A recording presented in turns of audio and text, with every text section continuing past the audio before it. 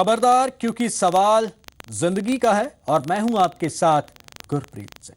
सबसे पहले बात करेंगे फरीदाबाद की, जहां पर एक कत्ल की वारदात को अंजाम दिया गया था, लेकिन कई दिन बीत जाने के बाद भी पुलिस के हाथ खाली हैं।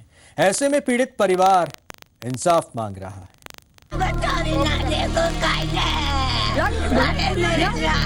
दादी रो रो कर बेहाल हो चुकी है।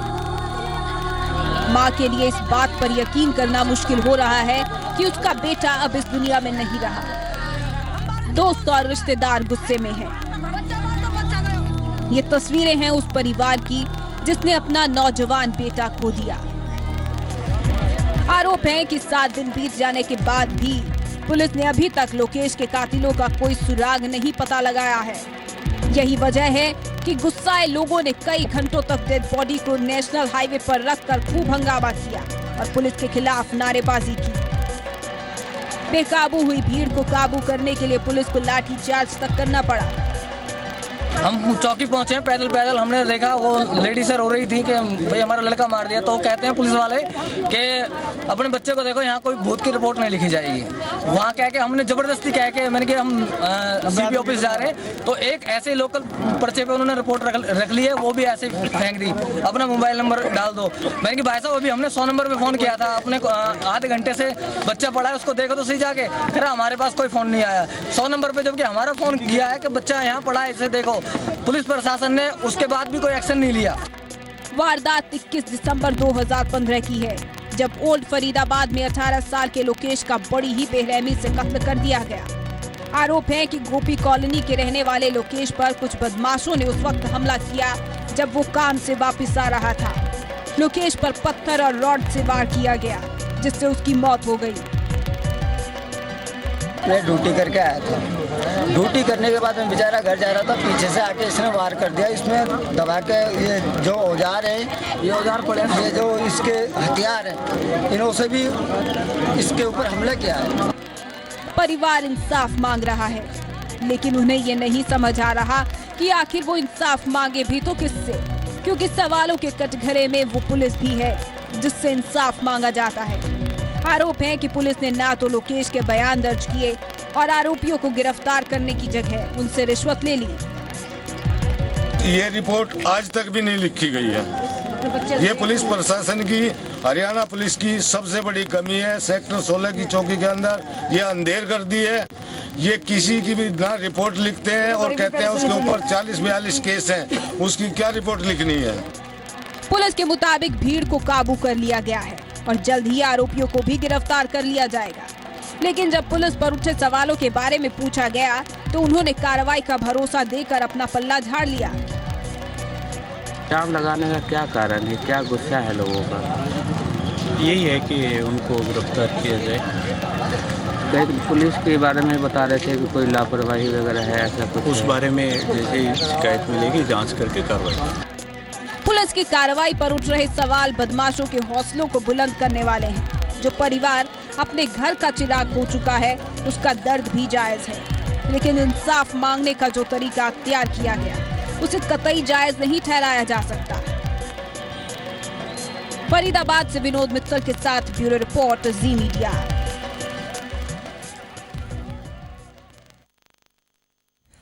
और अब बात आपको दिखाएंगे। आपने देखा कि किस तरह से इंसाफ की मांग को लेकर मृतक युवक के परिजनों ने रोष प्रदर्शन किया। पुलिस के खिलाफ इल्जाम लगाए जा रहे हैं, लेकिन पुलिस कह रही है कि ऐसा कुछ भी नहीं है। अब आपको अगली तस्वीर दिखाएंगे गुड़गांव में गुंडाराज की।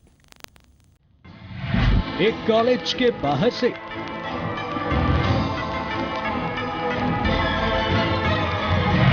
छात्रा का अपहरण। वो चीखती रही,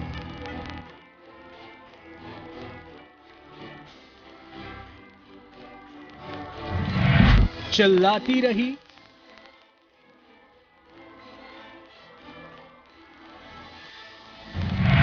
छटपटाती रही, लेकिन सरेआम उसे अगवा कर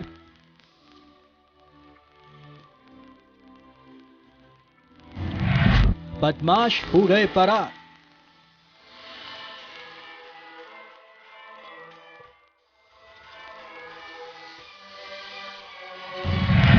गुड़गांव में गुंडाराज। गुड़गांव में गुंडाराज। जी हां, साइबर सिटी से आज जो वारदात सामने आई उसने कुछ ऐसा ही माहौल बना दिया जिसकी वजह से आम लोगों में दहशत फैल गई। जिस तरह दिन दहाड़े सरे बाजार एक लड़की को अगवा किया गया, वो महिलाओं की सुरक्षा के पुलिस के दावों की पोल खोल रहा था। लेकिन पुलिस ने कुछ ही घंटों में न सिर्फ मामले को सुलझाया बल्कि उस कार को भी बरामद कर लिया जिसका इस्तेमाल वारदात में किया गया था, और इस मामले में 3 युवकों को गिरफ्तार किया गया। साइबर सिटी गुड़गांव में उस वक्त दहशत फैल गई जब कुछ कार सवार बदमाशों ने एक लड़की को कॉलेज के गेट के बाहर से किडनैप कर लिया। बदमाश बिना नंबर वाली कार में आए थे। अपहरण कांड की कुछ तस्वीरें सीसीटीवी में कैद हुई, लेकिन पुलिस शुरुआती दौर में कुछ भी कहने से बचती रही। इस बीच विपक्षी दलों ने कानून व्यवस्था को मुद्दा बनाते हुए सरकार को घेरने की कोशिश शुरू कर दी, लेकिन शाम होने तक पुलिस अपहरणकर्ताओं तक पहुंच गई और 3 आरोपियों को हिरासत में ले लिया। लड़की को सुरक्षित घर भेजने की बात कही जा रही है। आज सुबह 9:30 बजे जो एक गुड़गांव के कॉलेज से एक छात्रा की किडनैपिंग का जो मामला सामने आया था, वो गुड़गांव पुलिस ने सुलझा लिया है। वो छात्रा अपने घर पे सेफ है और पुलिस अधिकारियों से उसकी बातचीत हो चुकी है। इसमें 3 आरोपियों का नाम सामने आया है। पुलिस के मुताबिक लड़की कॉलेज की छात्रा है और पहले से लड़कों के संपर्क में थी। इस मामले में पुलिस ने तेजी से कार्रवाई को अंजाम दिया, लेकिन दिन दहाड़े इस तरह की वारदात कहीं ना कहीं सवाल तो खड़े करती ही है। गुड़गांव से आलोक उपाध्याय, जी मीडिया। जिस तरह से गुड़गांव में एक छात्रा के अपहरण का ये मामला सामने आया, उसने एक बार फिर से सवाल खड़ा कर दिया है कि गुड़गांव को साइबर सिटी कहा जाए या क्राइम सिटी, क्योंकि गुड़गांव में जुर्म का ग्राफ दिन ब दिन बढ़ रहा है और ये हम नहीं बल्कि पुलिस के आंकड़े कह रहे हैं। सिटी, दौड़ती भागती जिंदगी, तेज रफ्तार से चलता शहर, लेकिन यहाँ जुर्म का ग्राफ भी उसी तेजी से बढ़ रहा है। ये हम नहीं कह रहे बल्कि आंकड़े इसका सबूत हैं कि अगर साइबर सिटी को क्राइम सिटी कहा जाए तो कुछ गलत नहीं होगा। पुलिस की तरफ से ही दिए गए आंकड़ों के मुताबिक 2014 में कत्ल के मामले 91 थे और 2015 में कत्ल के 83 मामले सामने आए हैं। वहीं 2014 में रेप के 113 मामले दर्ज किए गए, जबकि 2015 में रेप के 110 मामले सामने आए। 2014 में किडनैपिंग की 255 वारदातें हुई और 2015 में 248 वारदातें सामने आई, जबकि 2014 में 261 लूट की वारदातें हुई और 2015 में 257 लूट के मामले दर्ज हुए। चोरी की बात करें तो 2014 में 6000 मामले सामने आए थे, लेकिन 2015 में 7000 मामले दर्ज हुए। 2015 में छोड़ के कुछ साइड्स को काफ़ी कंट्रोल रहा है, क्राइम कंट्रोल रहा है। इसमें जो है मर्डर के 91 और 83 है, काफ़ी कम आंकड़े हैं। इसमें अटेम्प्ट मर्डर जो है 7-8 बड़े हैं और किडनैपिंग के भी काफ़ी मामले कम हैं और रेप के भी काफ़ी मामले कम हैं। अटेम्प्ट टू रेप भी कम है। पुलिस के मुताबिक इस साल 2014 के मुकाबले आपराधिक वारदातों में कमी आई है, लेकिन 2015 में चोरी के 1000 से ज्यादा मामले दर्ज किए गए। वहीं लोगों का आरोप है कि चोरी के बढ़ रहे मामले पुलिस की लापरवाही का नतीजा हैं। ये पुलिस की सीधे सीधे नाकामयाबी है। पुलिस इसे रोक पाने में नाकामयाब साबित हुई है। पुलिस ने तो उसके पास प्रॉपर चोरी रोकने के कोई इंतजाम है, ये मामले ट्रेस कर पा रही है, जो ये मामले दर्ज हो रहे हैं उसको खुलासा कर पाने में न इनकी जगह पेट्रोलिंग है या सारा सिस्टम है। पुलिस सिर्फ दिखावे के लिए काम करती है, कागजों में आंकड़ेबाजी दिखा करके वो कहना चाहती कि अपराध कम हुआ, लेकिन हकीकत यह है कि इस साल 6000 से ज़्यादा चोरियाँ हुई हैं, जो अपने आप में बताता है कि दिल्ली से सटे होने के बावजूद हम इतने फेल हैं पुलिसिया तंत्र में। साइबर सिटी है तो साफ है कि साइबर क्राइम भी होगा। पुलिस के मुताबिक साइबर क्राइम के मामले भी लगातार बढ़ रहे हैं। जिसके लिए अलग से साइबर सेल काम कर रहा है। कुछ क्राइम बढ़ सकता है, लेकिन उस पर कंट्रोल है और लगभग काफ़ी रेस्टिंग सभी के वाहन चोरी के बढ़े हैं, लेकिन काफ़ी ट्रेस बहुत ज़्यादा हुए हैं मामले। इसमें इस पर भी काफ़ी तवज्जो दी गई है जो इसको भविष्य में कम हो जाए। आए दिन रेप, कत्ल, लूट और चोरी के मामले बेखौफ बदमाशों के बुलंद हौसलों को तो बयां कर ही रहे हैं, जबकि पुलिस की नाकामयाबी को भी दिखा रहे हैं। ऐसे में सवाल ये है कि आखिर साइबर सिटी में क्राइम कैसे रुकेगा? आलोक उपाध्याय, जी मीडिया, गुड़गांव। अगला खुलासा जम्मू से है, जहां के राजौरी में एक युवक को लड़की से छेड़छाड़ करना महंगा पड़ गया। आरोपों के मुताबिक अपने भाई के साथ जा रही लड़की के साथ पांचा चौक इलाके में लड़के ने छेड़छाड़ की, जिसके बाद पीड़ित ने आरोपी को सबक सिखाने के मकसद से उस पर चाकू से हमला कर 3 वार किए। हमले में बुरी तरह से जख्मी हुए आरोपी को अस्पताल में भर्ती करवाया गया, जहां से उसे जम्मू रेफर कर दिया गया। फिलहाल पुलिस ने मामला दर्ज कर मामले की जांच शुरू कर दी है।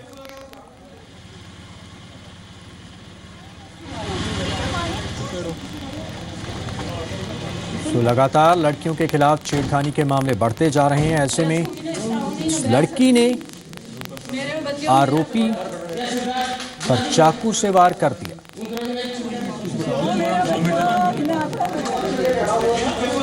एक लड़की अपने ब्रदर के साथ शादरा से वापस आ रही थी। एक लड़के ने, तंजील लड़के का नाम है, उसने उसको पीट करने की कोशिश की। उसी चाकू से जब उसने उस पर हाथ डाला है, उसी चाकू से वो रेस्ट किया है, तो उसका इंजरी हुई है। लड़का वो शिफ्ट हुआ है जम्मू में। उधर उत्तर प्रदेश के आगरा में एक विधवा को छेड़छाड़ का विरोध करना महंगा पड़ा। विरोध करने पर मनचले ने महिला को तेजाब से जला दिया। मामला रकाबगंज थाने के कुतुलपुरा इलाके का है। यहां पर महिला रहती है। करीब 1.5 साल पहले उस महिला के पति की मौत हो गई थी। आरोप है कि पति की मौत के बाद से भोला नाम का एक शख्स उसे तंग कर रहा था। महिला ने कई बार थाने में भी शिकायत की, लेकिन पुलिस ने कोई कार्रवाई नहीं की। महिला का आरोप है कि छेड़छाड़ का विरोध करने पर भोला ने उस पर तेजाब फेंक दिया। महिला को गंभीर हालत में अस्पताल में भर्ती करवाया गया है और पुलिस मामले की पड़ताल कर रही है। तो आपको बता दें कि महिलाओं और औरतों के खिलाफ तेजाब हमले के मामले लगातार बढ़ते जा रहे हैं। हालांकि ऐसे मामलों पर रोक लगाने के लिए सुप्रीम कोर्ट की तरफ से भी सख्त हिदायतें दी गई हैं, लेकिन उनका पालन नहीं हो रहा।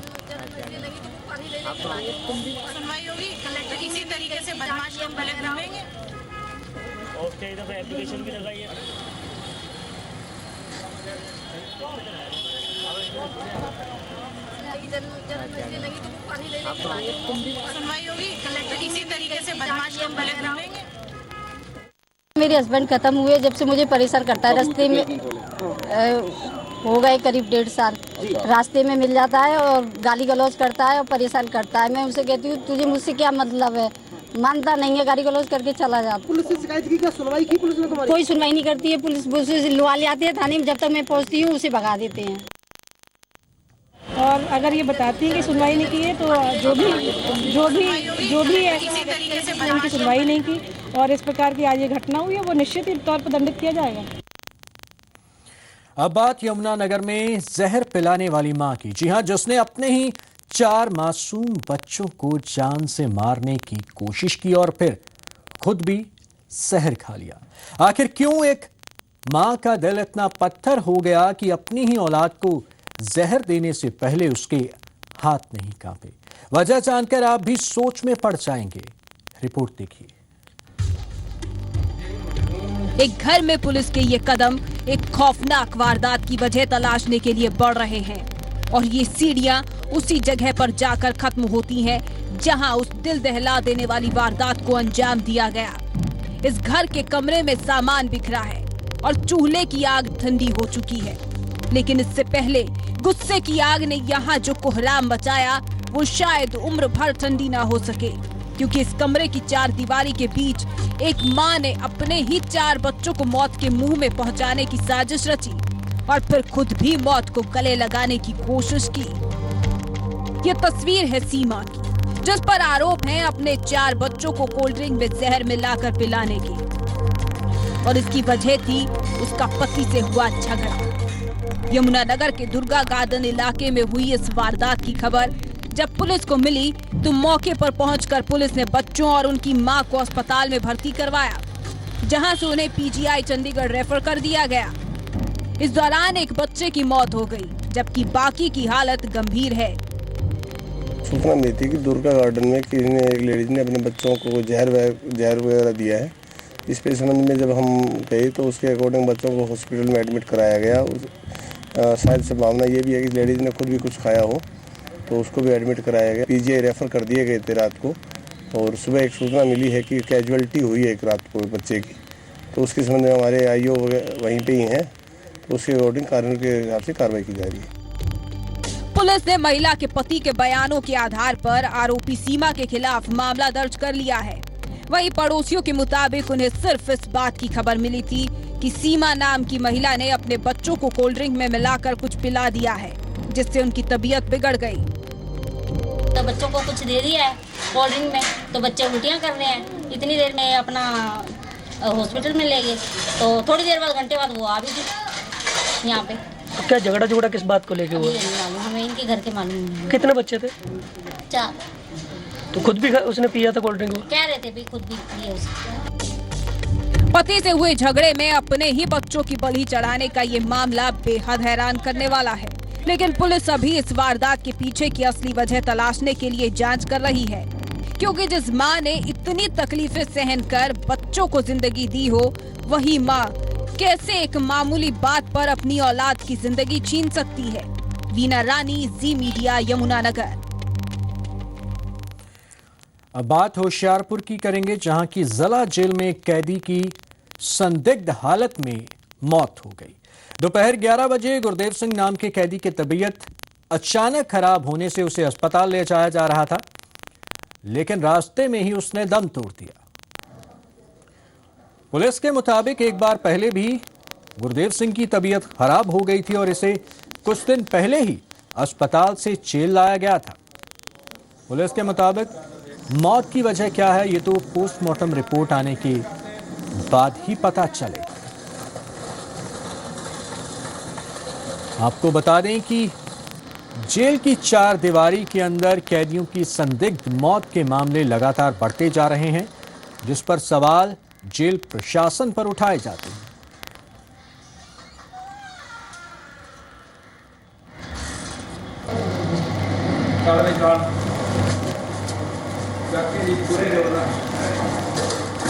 ਅਸੀਂ ਭੱਜ ਕੇ ਮੈਂ ਇੱਕ ਡਰਾਈਵਰ ਨਾਲ ਲਿਆ, ਇੱਕ ਹੌਲਦਾਰ ਨਾਲ ਲਿਆ। ਅਸੀਂ ਇਹਨੂੰ ਬਚਾਉਣ ਦੀ ਖਾਤਰ ਅਸੀਂ ਛੇਤੀ ਹਸਪਤਾਲ ਇਹਨੂੰ ਪਹੁੰਚਾਇਆ। ਜਾਨ ਜਦੋਂ ਮਤਲਬ ਇਹ ਮੂੰਹ ਤੋਂ ਖੂਨ ਵਗ ਰਿਹਾ ਸੀਗਾ, ਸਾਨੂੰ ਇਹ ਬਾਰੇ ਮੰਨ ਲਓ ਨਹੀਂ ਅਸੀਂ ਜਾ ਸਕਦੇ ਵੀ ਜਾਨ ਹੈ ਕਿ ਨਹੀਂ ਹੈਗੀ ਸੀ, ਮਤਲਬ ਇਹ ਬਾਰੇ ਨਹੀਂ ਆਪਾਂ ਜਾ ਸਕਦੇ, ਇਹ ਤਾਂ ਡਾਕਟਰ ਸਾਹਿਬ ਦੱਸ ਸਕਦੇ।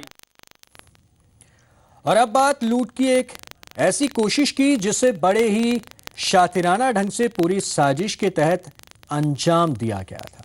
लुटेरे पूरी तैयारी के साथ हथियारों के दम पर इस वारदात को अंजाम देने पहुंचे थे, लेकिन फिर कुछ ऐसा हुआ कि उन्हें खाली हाथ ही फरार होना पड़ा और उनकी ये हरकत कैद हो गई सीसीटीवी कैमरे में। फिरोजपुर के हुकूमत वाला गांव की एक्सिस बैंक की ब्रांच, जहां आम लोगों और कर्मचारियों की जगह नजर आ रही है पुलिस, क्योंकि इस बैंक के बाहर अंजाम दी गई एक बड़ी वारदात, जिसे बैंक के बाहर लगी तीसरी आंख ने कैद कर लिया। बैंक के बाहर एक कैश वैन और कार खड़ी है। ये कैश वैन लुधियाना से तकरीबन 1 करोड़ रुपए कैश लेकर आई थी और लुटेरे नजर आ रही इस कार में सवार थे। हथियारों से लैस लुटेरों ने कैश वैन और बैंक के गार्ड्स पर गोलियां बरसाते हुए लूट की वारदात को अंजाम देने की कोशिश की। इस दौरान गार्ड्स ने भी बदमाशों पर गोलियां चलाईं। दोनों तरफ से हुई इस फायरिंग में 3 सिक्योरिटी गार्ड जख्मी भी हो गए, लेकिन लुटेरे कैश ले जाने में सफल नहीं हो सके।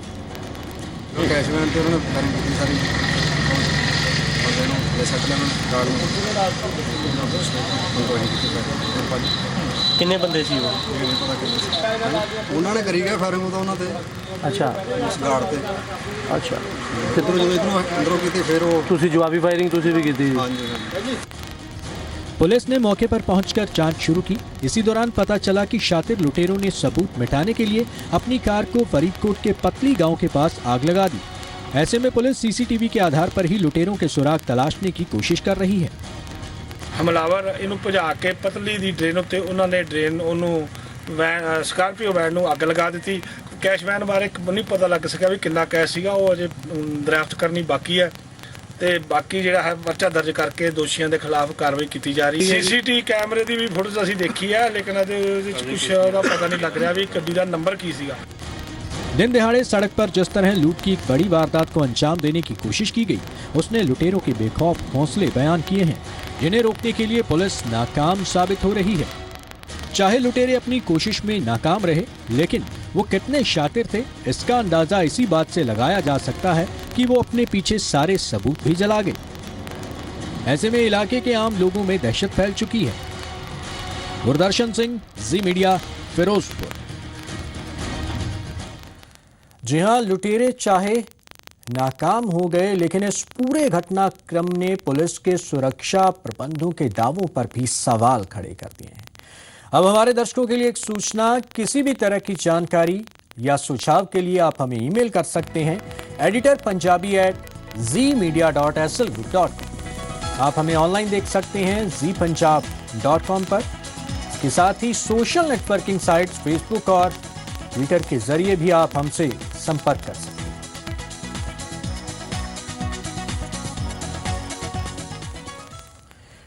खबरदार में आज के लिए इतना ही, दीजिए इजाजत।